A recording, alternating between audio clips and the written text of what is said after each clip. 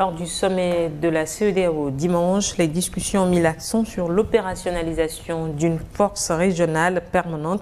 et le besoin urgent de repenser le dialogue et la diplomatie avec la Confédération des États du Sahel, AES, qui regroupe le Mali, le Burkina Faso et le Niger. Alors, Gaba, quel bilan vous faites de la facture CEDEAO-AES?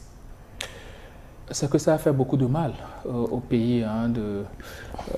qui sont dans le même espace géographique ouest-africain, parce que déjà, on était ensemble, ça n'allait pas trop. Aujourd'hui, avec la scission, notamment avec le départ du Mali, du Burkina et du Niger, ça a créé beaucoup plus de dissensions entre les différents pays. Aujourd'hui, beaucoup de pays veulent renouer leurs relations avec les pays de l'AES et, bon, dans l'autre sens aussi, les pays de l'AES aujourd'hui veulent renouer avec les relations avec les autres pays parce qu'on est interdépendants. Je pense qu'au vu de tout ce qui a été reproché à la CEDEAO, et pratiquement les analystes le disaient depuis fort longtemps par rapport à la structure de la CEDEAO. Vous savez, c'est une institution qui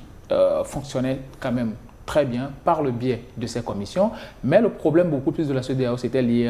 à la conférence des chefs d'État et de gouvernement. C'est la conférence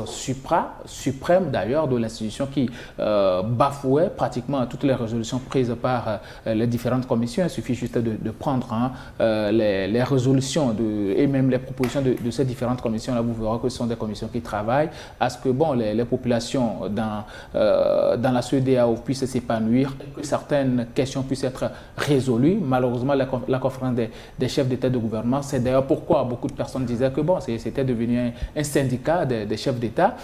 parce que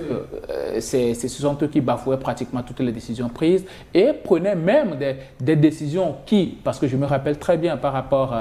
aux sanctions infligées au Mali, sanctions que normalement devait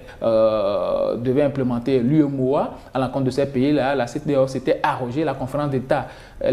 des chefs d'État et de gouvernement s'était arrogé quand même ce droit-là de sanctionner le Mali, au-delà même de ses propres prérogatives. Voilà une institution où les chefs d'État qui sont censés respecter la loi ne respectaient aucunement la loi, et on s'est rendu compte que ce sont beaucoup plus des gens qui, à l'intérieur de leur propre pays même, ne respectaient aucune loi. Et donc, à un moment donné, je pense quand même la structure de la CEDEAO a été vraiment bafouée. Ce n'est pas par la faute